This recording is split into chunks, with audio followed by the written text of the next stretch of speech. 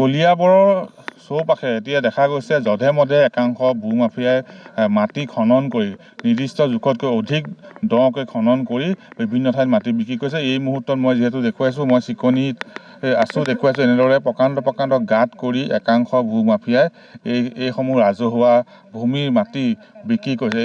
এই দৃশ্য কলিয়াবৰ চিকনিৰ লগতে কলিয়াবৰ বিভিন্ন পথাৰত দেখে, ধাননি পথাৰত এতিয়া একাংশই মাটি কাটি বিভিন্ন ঠাইত বিক্ৰী কৰিছে।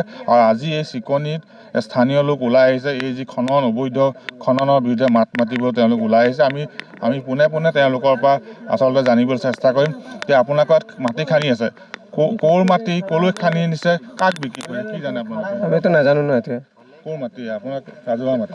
এইটোতো বাগানৰ মাটি হয়। কিমান খান্দিলে? এইটো এতিয়া 8 ফুট মান হ'ব নেকি। ক'ত নি আছে?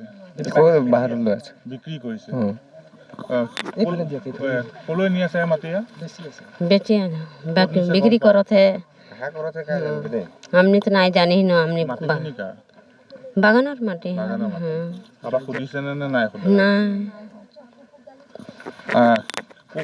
ক'লৈ নি আছে কি গম পায় আপুনি? এইটোতো দাদা ছাৰ চব মাটিকেইটা খান্দি জেচিপি লগাই বুলডোজাৰ লগাই পেলাই আৰু চব বেছি আছে আমাৰ ইয়াৰ পৰা। আমাৰ বাগানৰ মাটিকেইটা মানে আমাৰ ৰাইজৰ মাটি হয়, এইকেইটা চব লৈ পেলাই বাহিৰত বেছি আছে। তাহাঁতে খেতি বাতি কৰি আছিলে, খেতি কৰা মাটিটো খান্দি মেলি গোটেইটো খাল বাম কৰি পেলাই আৰু লৈ পেলাই বেছি আছে তাহাঁতে। এইটোতো আমি গম নাপাওঁ কাৰ পৰা লৈছে।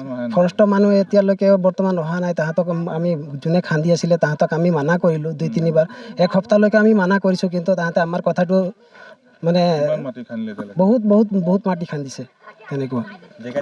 আমি দেখুৱাইছোঁ এই মুহূৰ্তত এই এটা প্ৰকাণ্ড পুখুৰী সদৃশ গাঁত খান্দি য'ত তলৰ পানী ওলাই আহিল।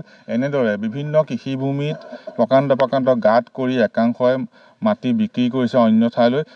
যিহেতু আজি চিকনি স্থানীয় ৰাইজ ওলাই আহিছে, এই যি খননৰ বিৰুদ্ধে তেওঁলোকে মাত মাতিবলৈ ওলাই আহিছে, কিয়নো তেওঁলোকৰ এই ৰাজহুৱা মাটিত খেতি বাতি কৰে। এই মাটি একাংশই কিন্তু বিক্ৰী কৰিছে, বিভিন্ন ঠাইত বিক্ৰী কৰিছে, ডাম্পাৰ জেচিবি লগাই বিক্ৰী কৰিছে। আৰু আজি স্থানীয় লোক ওলাই আহিছে, এই যি অবৈধ খননৰ বিৰুদ্ধে মাত মাতিবলৈ স্থানীয় লোক ওলাই আহিছে। আৰু দীৰ্ঘদিন ধৰি কলিয়াবৰ ধাননি পথাৰত ধান চপোৱাৰ পিছতে দেখা যায় যে পথাৰে ডাম্পাৰ জেচিবি ভিৰ লগা আৰু একাংশই এনেদৰে পথাৰৰ কৃষিভূমি কাটি বিভিন্ন ঠাইত বিক্ৰী কৰিছে। আৰু আজি আমি দেখুৱালোঁ কলিয়াবৰ চিকনি চাহ বাগিচাৰ কাষতে এনেদৰে প্ৰকাণ্ড গাঁত কৰি একাংশই ভূমাফিয়াই মাটি বিক্ৰী কৰিছে, যাৰ বিৰুদ্ধে আজি মাত মাতিছে স্থানীয় লোক ওলাই আহিছে। আৰু এই অবৈধ খননৰ বিৰুদ্ধে তেওঁলোকে বাধা প্ৰদান কৰা পৰিলক্ষিত হৈছে। আপুনি বিচৰা বাতৰি পাব কেৱল নিউজ 18 এপত। নিউজ 18 এপ ডাউনলোড কৰিবলৈ স্কেন কৰক এই QR কোড। গুগল প্লে ষ্টৰতো পাব এই নিউজ 18 এপ।